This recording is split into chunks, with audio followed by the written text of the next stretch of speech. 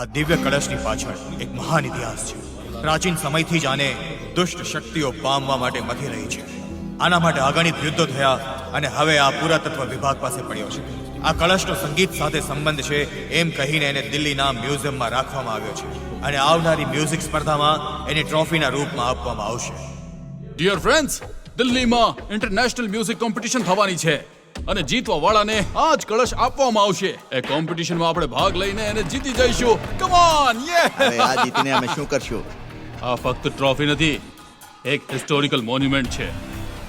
150 વર્ષ પહેલા એક રાજાએ આ મહાકળશ બનાવડાવેલો અને યોગ સિદ્ધિની દ્વારા નવગ્રહ અષ્ટશક્તિનું આહ્વાન કરીને પૂજા કરીને આ મહાકળશની સ્થાપના કરી છે. આ મ્યુઝિક કોમ્પિટિશનના જે પણ વિજેતા હશે તેને જ આ મહાકળશ મળશે, એટલે કે મને મળશે.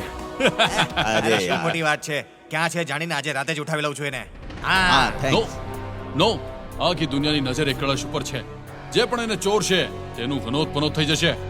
આ મહાકળશને મેળવવાનો બસ એક જ રસ્તો છે, મ્યુઝિક.